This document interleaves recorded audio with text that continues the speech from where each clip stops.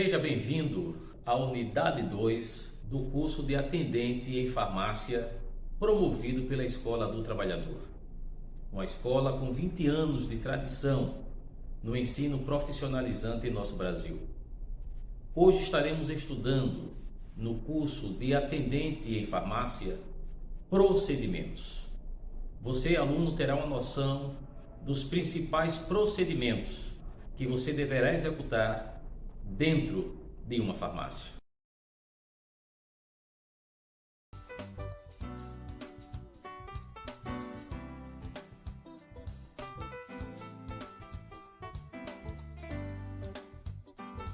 A nossa saúde é um bem inestimável e mantê-la requer cuidados e hábitos saudáveis. Mas mesmo tomando alguns cuidados, estamos sujeitos a adoecer por vários fatores.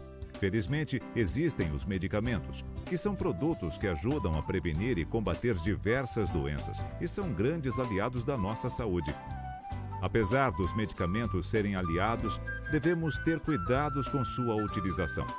Por isso, neste documentário educativo, vamos conhecer um pouco mais sobre eles e seu uso racional. Segundo a OMS, Organização Mundial da Saúde, os medicamentos são definidos como produtos farmacêuticos tecnicamente obtidos ou elaborados, com finalidade profilática, curativa, paliativa ou para fins de diagnóstico. Os medicamentos com finalidade profilática são aqueles utilizados para prevenir doenças, auxiliar o organismo a se proteger de determinadas patologias. Exemplos: vacinas, antissépticos, complementos vitamínicos e minerais. Os medicamentos com finalidade curativa são aqueles que eliminam as causas de determinada doença. Exemplos: antibióticos e medicamentos para tratamento de verminose. Também têm finalidade curativa os que corrigem uma função corporal deficiente. Exemplos: suplementos hormonais, vitamínicos, minerais. Os medicamentos com finalidade paliativa são aqueles que diminuem ou acabam com os sintomas, ou seja, dor, febre, inflamação, tosse, coriza, vômitos, náuseas, ansiedade, insônia, etc. Exemplos: antitérmicos e analgésicos. Por fim, também existem medicamentos que auxiliam no diagnóstico de doenças ou avaliam o funcionamento de órgãos. Exemplos: contrastes radiológicos. Para o desenvolvimento de um medicamento, são necessários anos de pesquisa. E após testes, ele é colocado no mercado com segurança e eficácia. Todo medicamento comercializado em nosso país passa antes por aprovação da Anvisa, a Agência Nacional de Vigilância Sanitária, que fiscaliza e controla este produto, podendo intervir caso haja algum problema. A maioria dos medicamentos possuem número de registro na Anvisa. Somente alguns, em função do baixo risco que seu uso ou exposição possa causar à saúde, são dispensados de registro, mas são sujeitos à notificação simplificada.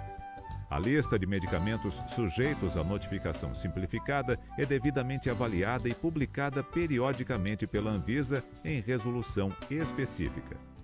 Todos os medicamentos que estão comercializados no Brasil passam por testes de eficácia, segurança e qualidade. Antes do registro. O registro é obrigatório e é realizado aqui no Brasil pela Agência Nacional de Vigilância Sanitária. Quando essa agência, chamada Anvisa, concede o registro de um medicamento, seja ele de referência, genérico ou similar, isso significa que foram feitos todos os testes para comprovar a sua eficácia, a sua segurança e a sua qualidade. Mesmo após o medicamento estar no mercado, é importante seu acompanhamento por meio da farmacovigilância. A farmacovigilância é uma atividade que permite, durante a etapa de uso comercial em larga escala, uma observação da segurança real do medicamento e, assim, detectar efeitos adversos não previstos nas etapas prévias ao seu lançamento no mercado. A farmacovigilância nos auxilia a ter medicamentos mais seguros, detectando precocemente reações adversas, indesejáveis, mau uso dos mesmos e interações medicamentosas, assim como seus aumentos de frequência, além de identificar fatores de risco. Também é importante avaliar o que acontece após o registro do medicamento, ou seja, quando o medicamento passa a ser usado por milhares de pessoas, porque os médicos começam a prescrever esse medicamento para determinado tratamento. Em muitos casos, medicamentos que não provaram a sua efetividade após o uso de milhares e milhares de pacientes foram retirados do mercado. E isso é um mecanismo importantíssimo para proteger os pacientes, ou seja, em relação à segurança no uso dos medicamentos. Em nosso país, existem algumas categorias de medicamentos sendo comercializados. Quando nós falamos em medicamentos, existem vários tipos. Os chamados medicamentos inovadores, que são aqueles medicamentos que tiveram o primeiro registro no país. Esses medicamentos inovadores são considerados medicamentos de referência e eles têm a sua eficácia e segurança comprovados. Em termos de saúde pública, após o vencimento das patentes desses medicamentos inovadores, é muito interessante ter no mercado versões genéricas, que são medicamentos que têm a mesma qualidade do medicamento de referência e que têm um custo sensivelmente mais baixo. Aqui no Brasil, nós temos os medicamentos de referência, temos medicamentos genéricos e temos medicamentos similares. Os medicamentos similares também são cópias dos medicamentos de referência. E até o final do ano de 2014 vão estar atendendo aos mesmos critérios dos genéricos. Dessa forma, no mercado, nós temos aqueles medicamentos que são muito conhecidos pela sua marca, eles podem ser de referência ou podem ser similares. E os genéricos são aqueles medicamentos que são comercializados apenas pelo nome genérico. Vale reforçar: medicamentos referência inovadores. Medicamentos que resultaram de pesquisa. Medicamento inovador que possui marca registrada, com qualidade, eficácia terapêutica e segurança comprovadas através de testes científicos, registrado pela Anvisa. Quando sua patente expira, podem ser registrados medicamentos similares e genéricos com a mesma composição. Medicamentos genéricos. É igual ao medicamento de referência e possui qualidade, eficácia terapêutica e segurança comprovadas através de testes científicos. Registrado pela Anvisa. O medicamento genérico não possui nome de marca, somente o nome do princípio ativo de acordo com a Denominação Comum Brasileira, DCB. Todos os medicamentos genéricos trazem na embalagem uma tarja amarela. A letra G em destaque, o nome do princípio ativo e a tarja Medicamento Genérico Lei 9.787/99. Medicamento similar. São identificados por um nome de marca. Possuem eficácia, segurança e qualidade comprovadas através de testes científicos e são registrados pela Anvisa. Possuem o mesmo fármaco e indicação terapêutica do medicamento de referência, podendo diferir em características relativas ao tamanho e forma do produto, prazo de validade, embalagem, rotulagem, recipientes e veículos. A legislação brasileira também classifica os medicamentos em 3 categorias de acordo com a tarja que designa o tipo de prescrição. Primeiro, medicamentos com tarja vermelha na embalagem. São aqueles que necessitam de receita do médico ou do dentista para serem adquiridos. A embalagem contém a seguinte frase: venda sob prescrição médica.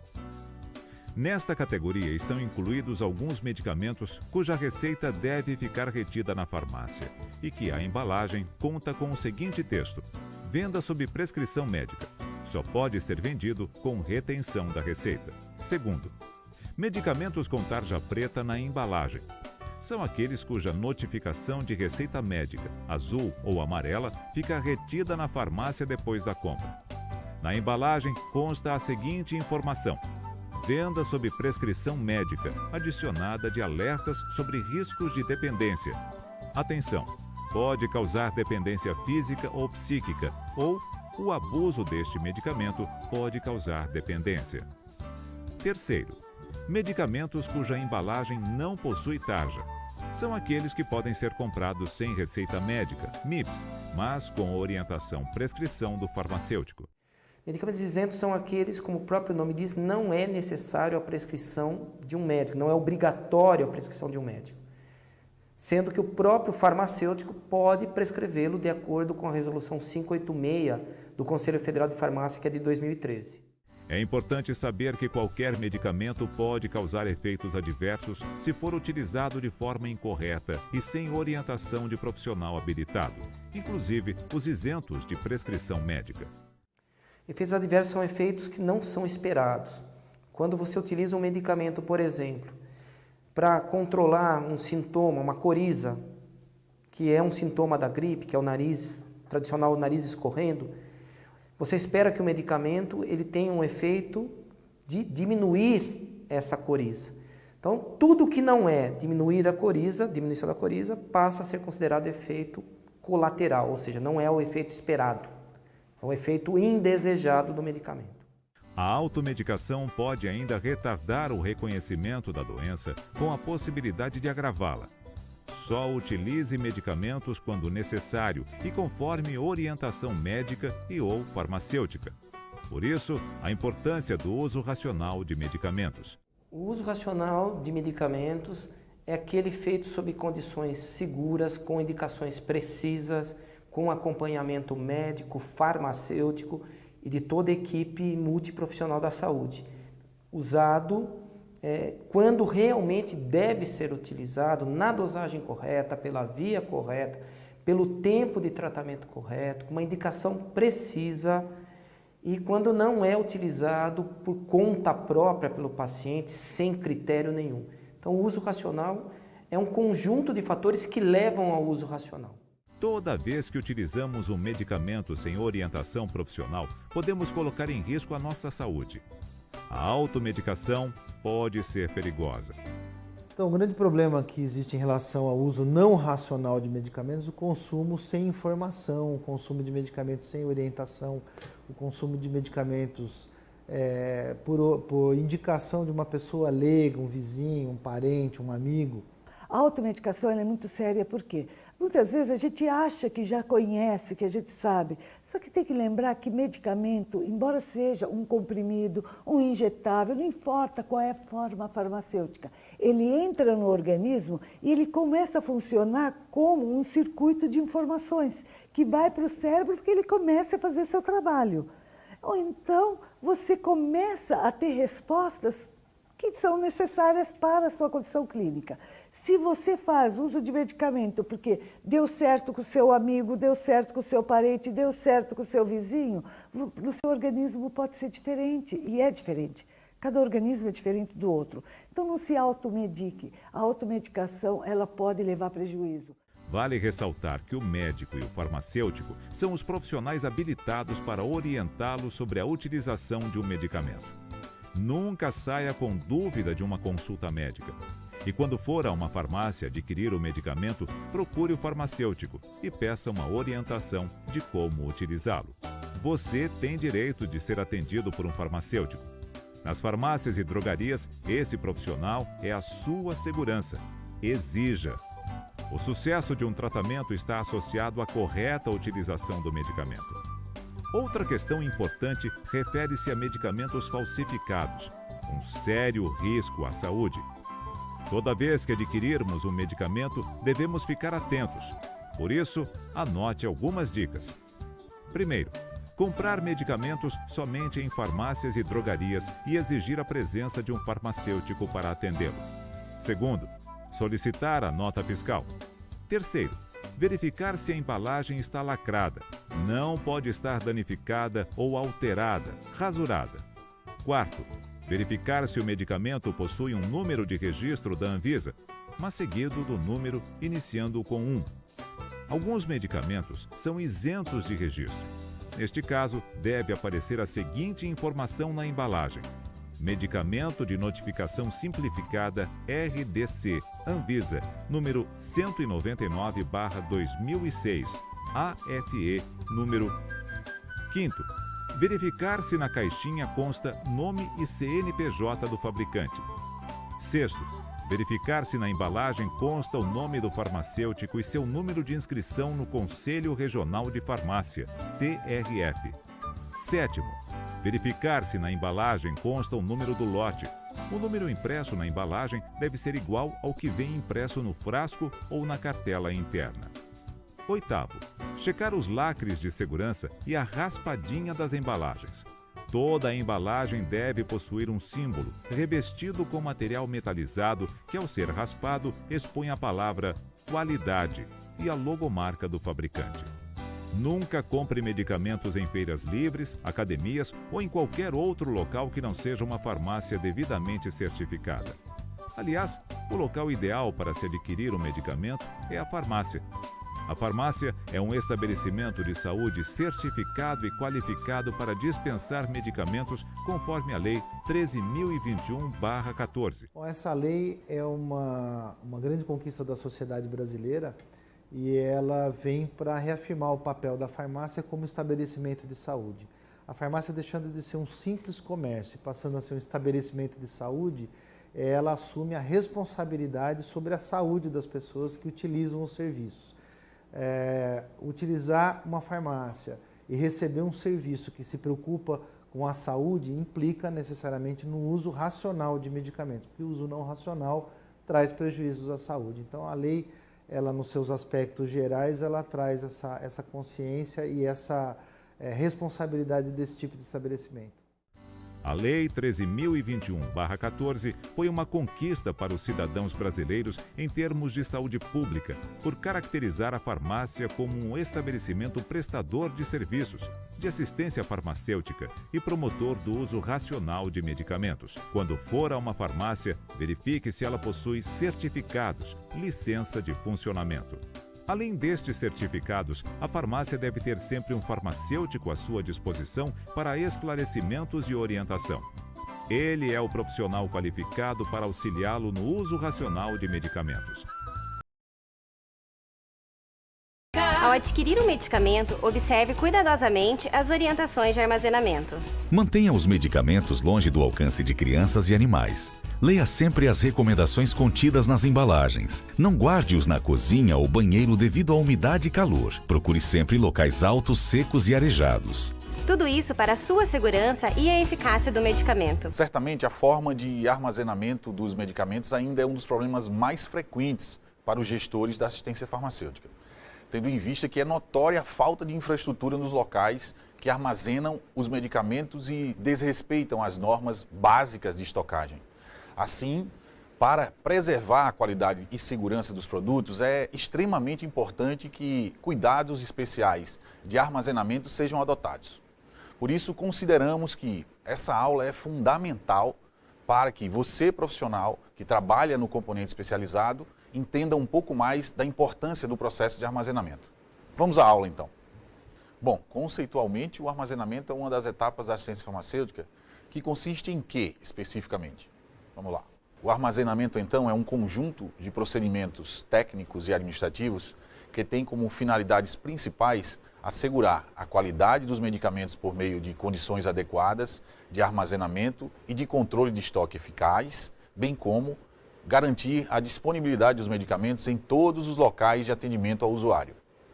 Bom, então as boas práticas de estocagem de medicamentos são requisitos indispensáveis para a sua preservação, pois os fármacos são produtos de natureza perecível. Então, a manutenção de sua estabilidade durante a distribuição e armazenamento é fundamental para garantir sua efetividade reduzir perdas e minimizar gastos. Nesse sentido, é sabido que as condições de armazenamento influenciam diretamente na estabilidade dos medicamentos. Assim, por problemas de armazenamento, os medicamentos podem apresentar características que resultarão em perda de estabilidade, consequentemente de qualidade e eficácia. Agora vamos conhecer algumas características negativas marcantes para as principais formas farmacêuticas. Vamos lá?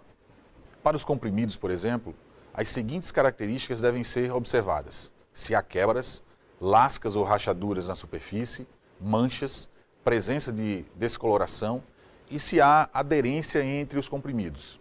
A presença de qualquer uma dessas características é indício de alteração em sua estabilidade. Na drágia, por sua vez, deve-se observar a presença de fissuras e rachaduras na superfície. Em cremes e pomadas, a diminuição de volume por perda de água, a presença de líquido ao apertar a bisnaga ou ainda a formação de grânulos e a textura arenosa são indicativos de alteração na estabilidade. Nos supositórios, é importante checar se estão amolecidos, enrugados, se mudaram de cor ou se há presença de manchas de óleo na superfície. Nas soluções injetáveis, verificar a coloração, turbidez, presença de partículas e formação de cristais. Nas soluções e xaropes, observar se há precipitação. Bom, essas alterações na estabilidade dos medicamentos são provocadas por fatores intrínsecos e extrínsecos. Vamos conhecer um pouco esses fatores. Vamos lá. Como podemos ver, os fatores intrínsecos estão relacionados ao processo de fabricação dos medicamentos. Por exemplo, interação entre fármacos e adjuvantes, qualidade de recipiente, dentre outros. Já os fatores extrínsecos estão relacionados às condições ambientais às quais os medicamentos estão submetidos, sendo estes fatores objeto de nosso estudo nessa aula. São eles: temperatura, umidade, luminosidade e ventilação. Bom, então temperatura e umidade são condições ambientais diretamente responsáveis por alterações e deteriorações dos medicamentos. Elevadas temperaturas e umidade são contraindicadas para os medicamentos, pois podem ocasionar a decomposição e desencadear reações biológicas e físicas, alterando sua eficácia e sua segurança. Vamos ver mais informações sobre agora a farmacopeia americana. Vamos lá? Segundo a farmacopeia americana, as escalas de temperatura na área de estocagem de medicamentos devem seguir as seguintes especificações. Temperatura ambiente, em torno de 25 graus Celsius, permitindo variação de 15 a 30 graus Celsius. Temperatura fresca, entre 8 e 15 graus Celsius. Temperatura fria ou refrigerada, entre 2 e 8 graus Celsius. Quanto à umidade relativa do ar, recomenda-se que esteja entre 40% e 70%. As especificações de temperatura e umidade dos medicamentos do grupo 1A do CEAF, ou seja, daqueles medicamentos adquiridos pelo Ministério da Saúde, estarão disponíveis no material complementar da nossa aula. Agora vamos consolidar o que vimos até nesse momento assistindo um vídeo. Vamos lá? O armazenamento é importante para a manutenção da qualidade dos medicamentos. Idealmente, os medicamentos devem ser armazenados em temperatura ambiente, em torno de 25 graus. No caso de medicamentos termoláveis, ou seja, que demandam temperatura refrigerada, é necessário o acondicionamento em temperatura entre 2 e 8 graus. Tanto a temperatura quanto a umidade devem ser aferidas pelo menos 3 vezes ao dia, em diferentes períodos, por meio da utilização do termohigrômetro. O local onde os medicamentos são armazenados deve possuir, de preferência, iluminação natural adequada. No caso de iluminação artificial, recomenda-se a utilização de lâmpadas fluorescentes. Já os medicamentos sensíveis à luz devem ser armazenados em embalagens âmbar ou blister de alumínio. Por fim, para facilitar a ventilação natural, recomenda-se que as salas tenham janelas ou elementos vazados, com telas de proteção e exaustores eólicos. Bom, o armazenamento envolve o seguinte conjunto de procedimentos técnicos que você precisa saber. Envolve o recebimento, estocagem ou guarda, a conservação, segurança, controle de estoque, entrega e a rastreabilidade desses medicamentos. Cada uma dessas etapas será vista separadamente e na sequência. Vamos lá.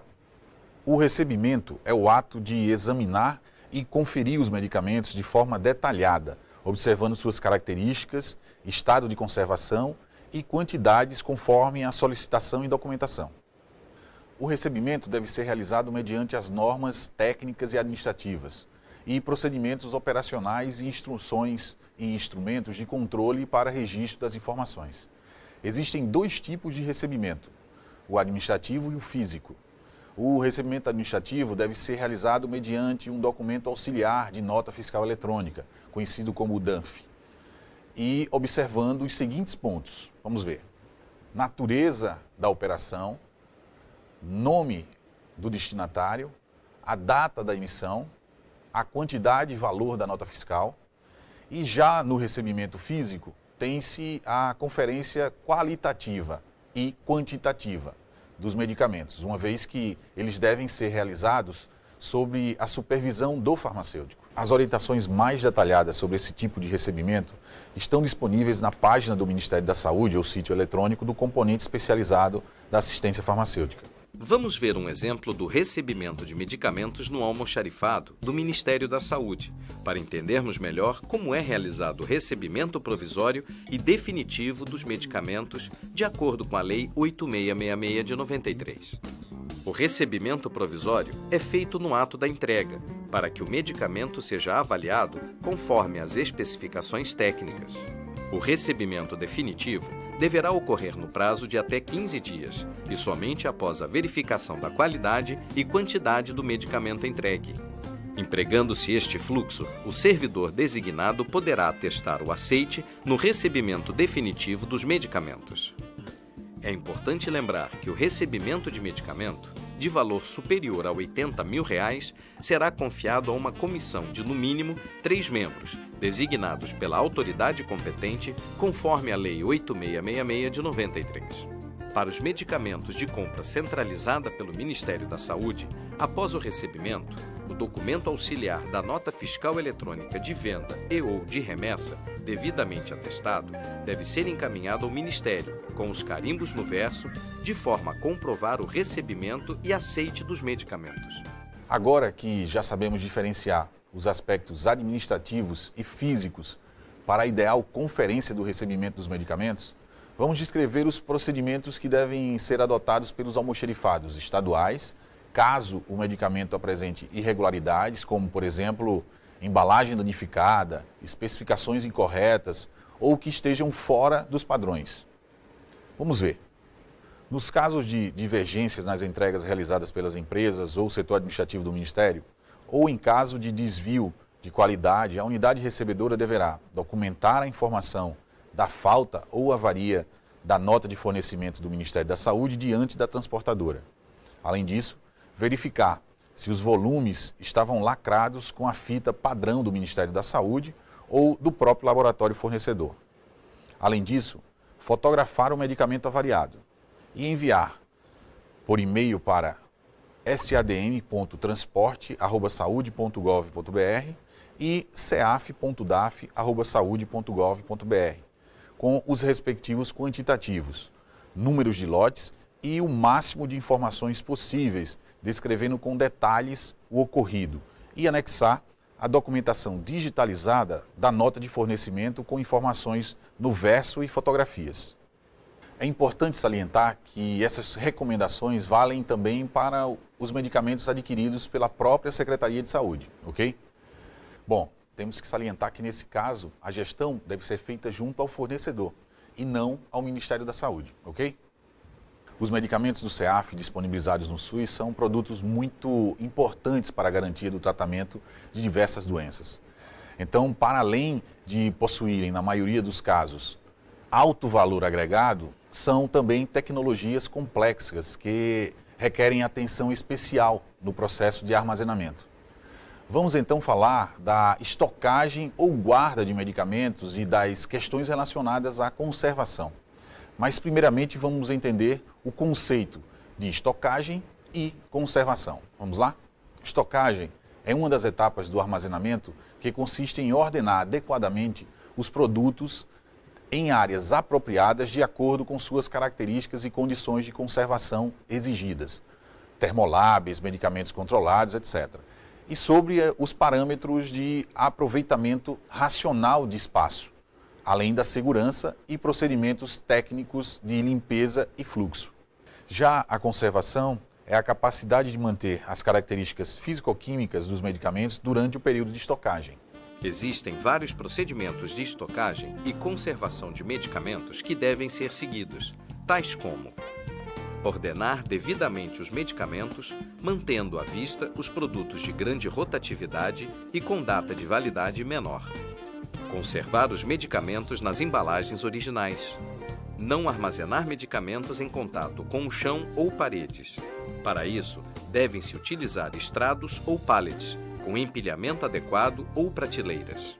A forma como os medicamentos são transportados, tanto interna quanto externamente ao almoxarifado, está diretamente relacionada com a sua qualidade. O transporte externo deve ser feito em veículos adequados para tal fim, observando-se o controle da temperatura, umidade e iluminação. Bom, então é importante considerar que os medicamentos sob controle especial apresentam condições particulares de armazenamento, conforme a legislação vigente. Nós vamos falar agora sobre o artigo 67 da Portaria 344 de 98, onde os medicamentos constantes nas listas desse regulamento técnico deverão ser obrigatoriamente guardados sob chave ou outro dispositivo que ofereça segurança em local exclusivo para esse fim e sob a responsabilidade do farmacêutico, ok? Portanto, é fundamental que os medicamentos da Portaria 344 sejam segregados no momento de armazenagem, ok? Essa é uma atitude importante para controle, inclusive, do farmacêutico responsável pela guarda desses medicamentos, ok? Vamos continuar. Outra questão muito importante é a condição de segurança no armazenamento. Essa questão ganha ainda mais importância no caso dos medicamentos do CEAF, pois esses medicamentos possuem altíssimo valor agregado. Então, é fundamental e a gente recomenda que esses medicamentos sejam mantidos em local seguro e com um controle rigoroso de acesso das pessoas envolvidas nessa cadeia logística. E para ilustrar os procedimentos de segurança, prestem bem atenção nesse vídeo que nós vamos mostrar agora. Procedimentos de segurança devem ser adotados no armazenamento de medicamento, o que incluem instalação adequada de equipamentos contra incêndios e medidas rigorosas de prevenção e combate a incêndios. Condições sanitárias adequadas em toda e qualquer área destinada à estocagem é requisito para a manutenção da segurança dos medicamentos. Recomenda-se também o controle único da porta de entrada-saída, o aviso em local visível de não fumar e o uso de equipamento de proteção individual, como luvas e capacetes. Bom, então o controle de estoque é um ato de monitorar a movimentação física dos produtos, a entrada, a saída e esse estoque permanentemente.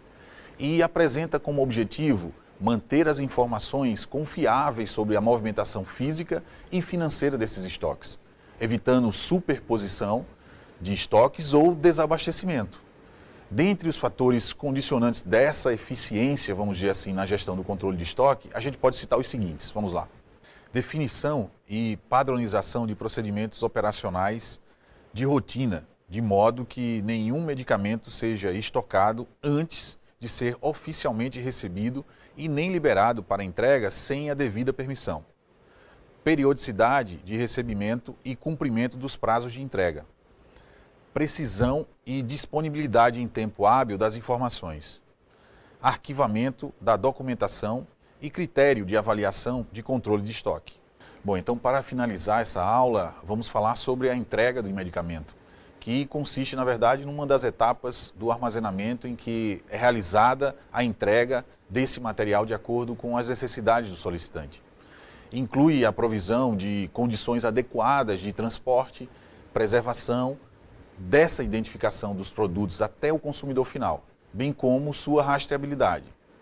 Então, dessa forma, com esse último tópico, apresentamos questões importantes sobre o armazenamento dos medicamentos. E vimos que essa etapa do processo logístico é muito importante para que a garantia da manutenção das propriedades dos medicamentos ofertados pelo SUS sejam garantidas.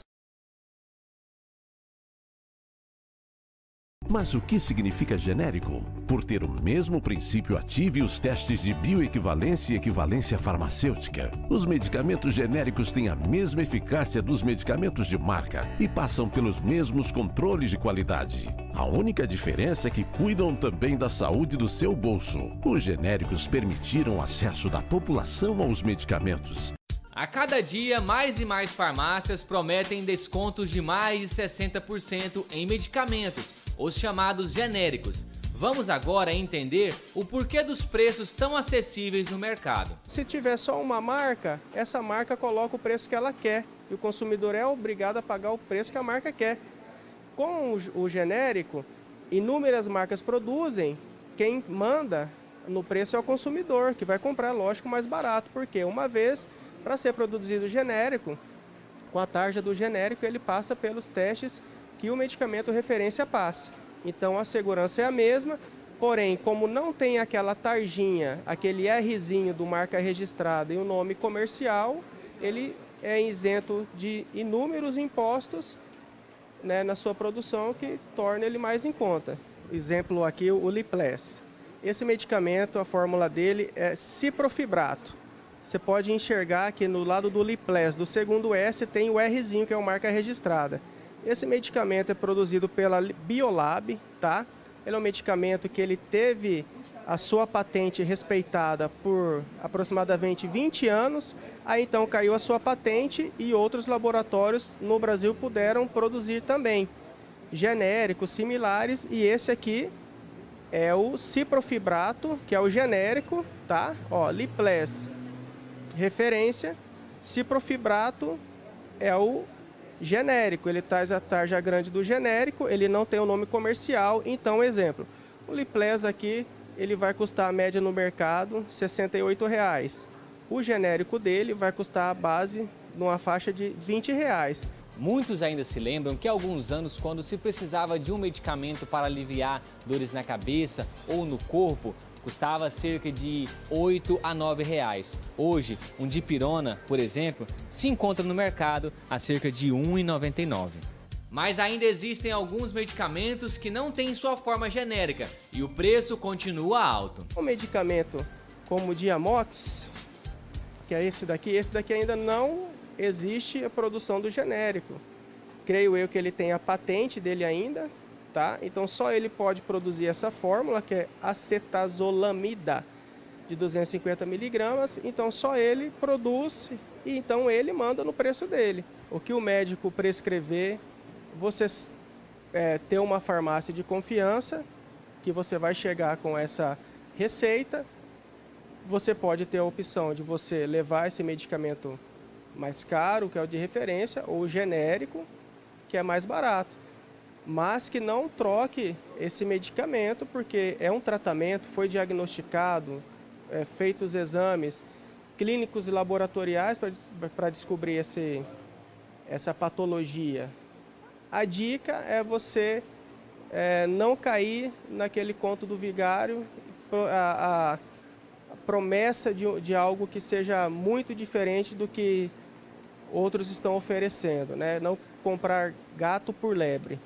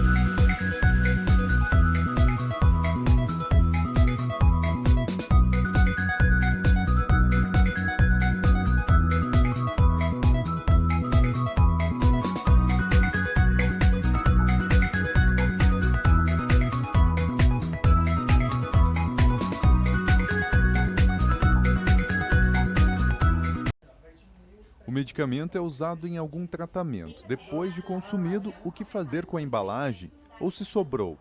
Ou ainda se está vencido? Nesses casos, é só jogar no lixo? A gente tem que pensar do que é feito esse medicamento e qual a ação dele no nosso organismo, né? Nós temos, por exemplo, os medicamentos antibióticos que são ótimos, a gente precisa deles, né, enquanto nossa saúde, mas se descartados errado pode dar um problema bastante grande para a natureza. E esse lixo pode parar lá no aterro sanitário da prefeitura e ali então vai ser lavado, aquela cartela de blister de antibiótico vai ser lavado, pode parar dentro do sistema de tratamento de água do aterro sanitário, pode parar contaminar o solo do aterro sanitário e por aí vai, né? Hoje a gente tem nosso tratamento de água, né? Mas muitos compostos químicos a gente não consegue tirar, né? Então eles não conseguem ser eliminados totalmente. E já existem artigos, né, e outros materiais dizendo que sim, existe essa contaminação na água.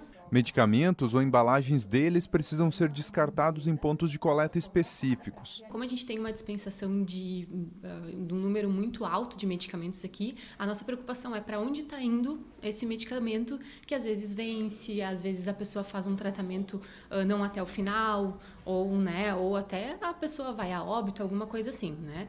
Então a gente sempre orienta a trazer para cá a medicação, tanto blister, né, que é aquela cartelinha onde o comprimidinho vai dentro, suspensões que acabam sobrando um pouquinho, né, orienta para cá, traz para a farmácia escola e assim como em todas as farmácias, drogarias comerciais assim que a gente tem na cidade, eles têm que estar recolhendo essa medicação. Quanto aos medicamentos vencidos, no Brasil ainda não há uma lei específica para regulamentar o descarte. Entre as principais propostas está a que obriga farmácias a ter pontos de coleta para que haja pelo menos um ponto fixo para cada 30 mil habitantes. O texto também traz propostas para as indústrias farmacêuticas. Elas ficariam obrigadas a fazer o transporte dos medicamentos descartados pelos consumidores dos pontos de armazenamento até os locais de tratamento final. Por que nós precisamos se preocupar com os resíduos da farmácia? Por quê? Só porque é uma exigência da Anvisa?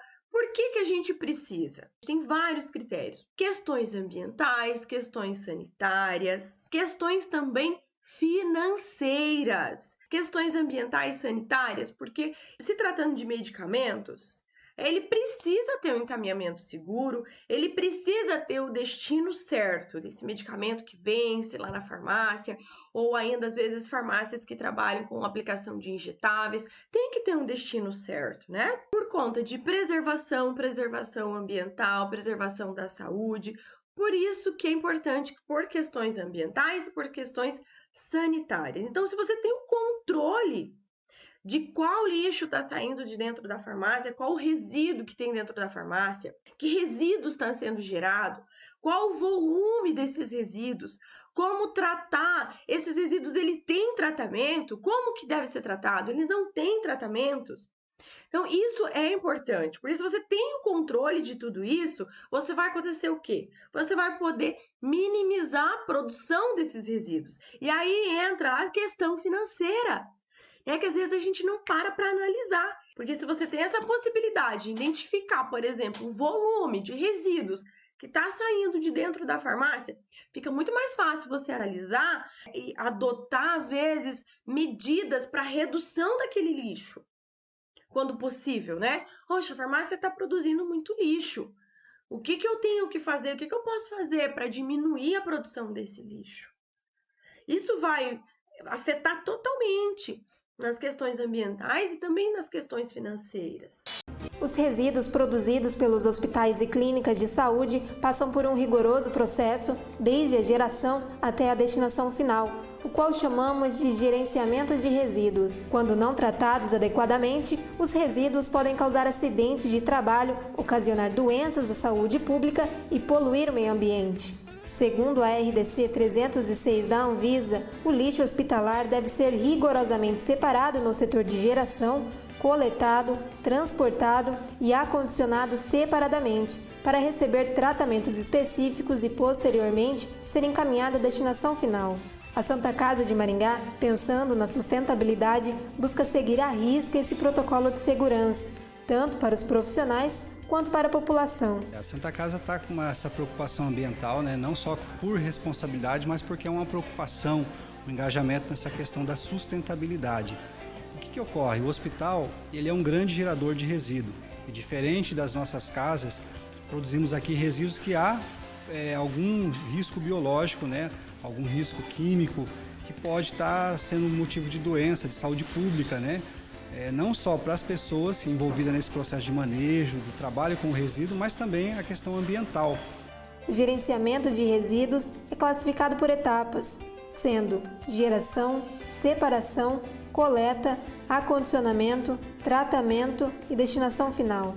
Olha, o gerenciamento de resíduo ele envolve diversas etapas, né? Desde a geração, a separação no momento onde o lixo é gerado, né? A coleta, o transporte interno, o transporte externo, acondicionamento no abrigo dos resíduos, né? E a coleta externa. Os tratamentos necessários fora do hospital, né? No ambiente externo, nas empresas especializadas para isso. Mas eu considero como a principal etapa a separação. É a primeira etapa após a geração do resíduo, é a primeira etapa do gerenciamento de resíduo. Se ela ocorrer de forma correta, é muito provável que tenhamos sucesso nessas outras etapas que vêm subsequente. Se não tivermos essa separação correta, todas as demais etapas elas estão comprometidas. Este é um dos setores, entre outros, aqui da Santa Casa, onde o lixo é separado corretamente. Luciano, conta pra gente como funciona a separação desse lixo por cores aqui nesse setor. Exatamente, as cores são usadas, Priscila, para facilitar esse processo, né, de separação do lixo. E para isso nós usamos as cores básicas, né? Preto para lixo comum, né? São os resíduos que são considerados o lixo domiciliar, aquilo que a gente chama de rejeito, onde não há possibilidade de ser reciclado. Então descartamos no saco de lixo preto ou também cinza. No saco de lixo branco, nós descartamos o resíduo infectante, que é todo o resíduo da assistência direta aos pacientes, né? Onde pode haver ou não alguma contaminação. Nesse saco de lixo branco é descartado todo esse material, né? E inclusive os materiais médicos hospitalares que são usados nessa assistência direta ao paciente. No saco de lixo azul nós descartamos os papéis, né? Todo papel que pode ser reciclado, onde não há nenhum tipo de contaminação, nós descartamos no saco de lixo azul. E no vermelho nós descartamos os plásticos, né? Todo plástico também onde não há contaminação, descartamos no vermelho para ser reciclado depois. Só lembrando que todo quarto de isolamento, todo resíduo proveniente de um quarto de isolamento, ele tem que ser acondicionado no saco de lixo branco. Então, assim, lá não se usa nenhuma outra cor de saco de lixo, a não ser o branco, porque o paciente está em isolamento, possivelmente tem um risco de contaminação. Então, por esse fato, todo quarto de isolamento nós colocamos o saco de lixo branco. Uma coisa que é muito importante a gente lembrar também é a questão dos resíduos pérfuro-cortante. Talvez a principal causa de acidente de trabalho com a questão dos resíduos. Todo resíduo pérfuro ou pérfuro-cortante é descartado nessa caixa de lixo amarela. Ela já vem com a identificação, né, com o símbolo certinho, e aí é onde deve ser descartado todo tipo de agulha, ampolas quebradas, todo material que seja perfurante ou cortante, para que não haja risco de acidente de trabalho. Ao sair daqui, esse resíduo ele vai para o abrigo de resíduo, né, devidamente acondicionado nessa caixa onde ela vai estar lacrada, né, e com isso a gente consegue minimizar os acidentes de trabalho decorrente à questão dos resíduos pérfuro-cortantes. Após a separação, é necessário que seja realizada a coleta desse material. É por isso que cada classe de resíduo deve ser depositado nos recipientes apropriados, respeitando as cores padronizadas para o descarte, com o objetivo de garantir que os resíduos recebam o tratamento e o destino correto e também a segurança dos trabalhadores envolvidos no manejo desses resíduos. Bom, a principal dificuldade foi a falta de separação dos resíduos, que ocorre em alguns setores, não em todos, em alguns. Isso acaba dificultando o nosso trabalho e colocando a nossa saúde em risco. Você já teve algum problema? Já sofreu algum acidente, nessa coleta? Eu não, graças a Deus eu não. Só que eu já tive um colega de trabalho que já ocorreu isso. O fato devido descartar o material inadequadamente aconteceu isso. Foi descartada uma agulha dentro do saco plástico e ele acabou acontecendo isso com ele. Só que graças a Deus foi feito os exames, tudo certo e ele não se contaminou com isso.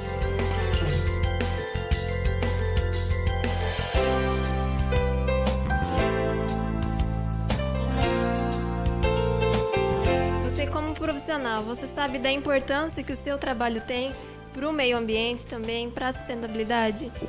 Gera uma grande importância porque os demais colaboradores, os profissionais aqui do hospital, separando o lixo adequadamente, isso gera uma qualidade de serviço bem feito, né? Gera uma segurança para mim que eu vou transportar o lixo até os demais locais lá embaixo, onde eu coloco lá embaixo lá. E principalmente não oferece tanto riscos à minha saúde nem aos colaboradores que fazem o serviço deles também. E nós somos responsáveis desde o momento de geração até a destinação final e tem que haver esse trabalho, essa etapa, esse gerenciamento tem que ser feito de forma correta. Então a gente conclama aí todos os outros setores do hospital, né, até essa preocupação a se engajar com essa causa, porque é algo que depende de uma colaboração coletiva. Se não houver isso, qualquer sistema de gerenciamento de resíduos não vai funcionar. Vamos falar agora sobre biossegurança. O conceito de biossegurança é aquele que reúne uma série de elementos para prevenir, eliminar ou minimizar os riscos de algum acidente, seja ele químico, físico ou biológico, que possa prejudicar a vida humana, o meio ambiente e os animais. É muito importante pensarmos que biossegurança é um conjunto de normas técnicas. Vamos falar agora sobre biossegurança em farmácia. Nós sabemos que o conceito etimológico da palavra biossegurança dá a ideia de vida livre de riscos, vida livre de perigos. É muito importante percebermos que esse conceito significa proteger e eliminar as possibilidades de riscos à vida humana. Expandindo o conceito de biossegurança, nós podemos pensar que a biossegurança também atinge o meio ambiente. Quando nós falamos em meio ambiente, citamos também os animais, as nascentes dos rios, as águas dos mares. Quando nós pensamos em biossegurança, o conceito pode se estender a uma série de elementos. A biossegurança em farmácia diz respeito aos protocolos que nós devemos seguir, que dizem respeito ao descarte de produtos contaminantes ou então ao descarte adequado de produtos pérfuro-cortantes. É muito importante nós salvaguardarmos a integridade dos funcionários, dos colaboradores e da comunidade como um todo. Biossegurança, portanto, em farmácia é quando nós pensamos em salvaguardar a vida humana. Agora tem uma pergunta para você. Vamos ver se você está prestando atenção na aula. O conceito de biossegurança diz respeito a vida livre de perigos ou segurança biológica. Isso mesmo, a análise da palavra dá a ideia de vida livre de perigos. Toda atividade humana tem os seus riscos inerentes à prática profissional. No ambiente farmacêutico, nós também temos esses riscos inerentes. Pode ser uma queda, quando um funcionário está guardando um medicamento no depósito, num lugar muito alto, ou mesmo numa prateleira que esteja mais elevada. Ou pode ser quando o piso está molhado. São os riscos inerentes a uma atividade profissional qualquer. No ambiente de farmácia, nós lidamos muitas vezes com problemas relacionados à saúde humana. Então, nós nos envolvemos com medicamentos, com clientes que podem estar doentes, nós nos envolvemos com aplicação de medicamentos, uma série de atendimentos que podem atingir também o próprio balconista de farmácia. É muito importante que nós sigamos à risca todos os protocolos de atendimento e todos os protocolos que dizem respeito à biossegurança para salvaguardar a integridade física do colaborador da farmácia, seja da área da limpeza, da segurança, o balconista, ou até mesmo salvaguardar a integridade física dos nossos clientes. Amiga, por que você está mexendo nisso sem a luva, amiga? Não pode. Não, amiga, não pode. Você vai contaminar o produto e você vai se contaminar. Não faz isso não. Viu? Fala que você não vai mais fazer. Não vou fazer mais isso.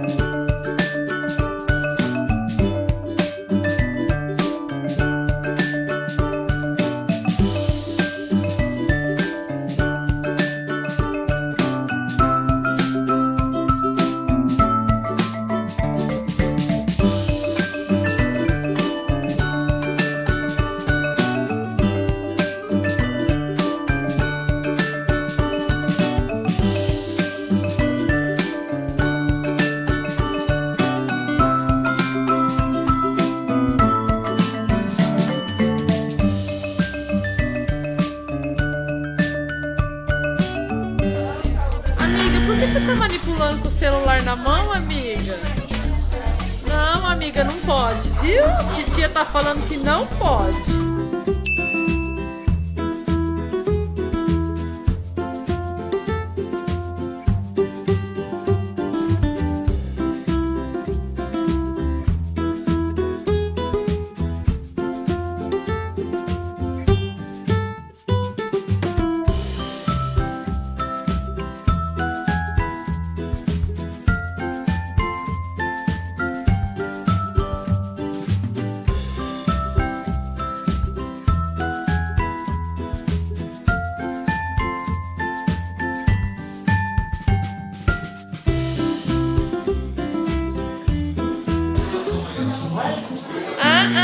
Onde você vai com isso?